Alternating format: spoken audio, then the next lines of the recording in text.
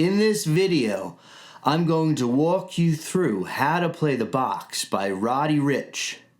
Make sure you stick around to the end because I will be sharing with you a free backing track and sheet music.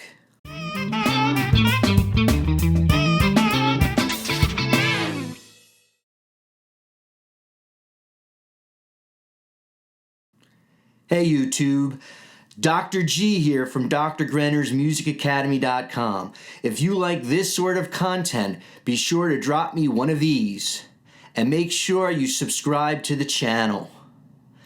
After the video, leave your favorite pop song down in the comments.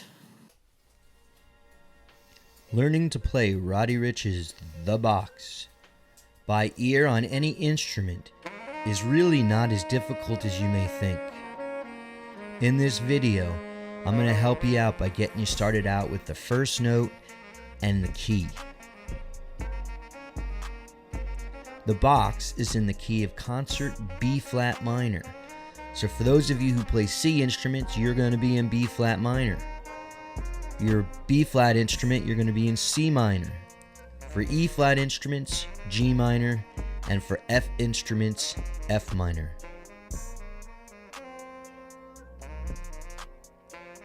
The melody for the box uses just 5 notes. All 5 notes make up the concert B flat minor pentatonic scale. Memorize the B flat concert minor pentatonic scale for your instrument. The melody to the box only uses these 5 notes. For those of us who play C instruments, we'll be playing B flat minor pentatonic. For B flat instruments, C minor pentatonic. E flat instruments, G minor pentatonic. And F instruments, F minor pentatonic. The melody begins on the first note of the minor scale, up 1 octave. There is 1 chorus and 1 verse that repeats. Try figuring out the rest by using your ear. If you have any trouble, it helps to listen to different recordings of the song when figuring out the melody. Try singing the melody. If you can sing the melody, you can play the melody. When you have learned the melody, play the melody over and over until it's memorized.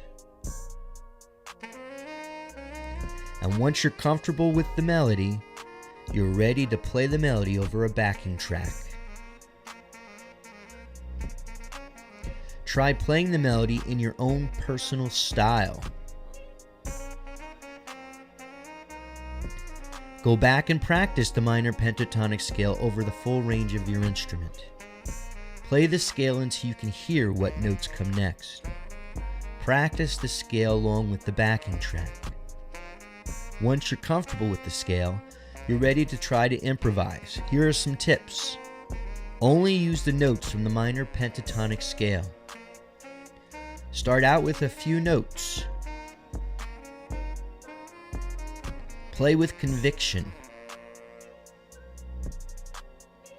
Avoid playing too much. Remember, you want a variety of rhythms with plenty of space in between. And playing with good rhythm is the key to a great sounding solo.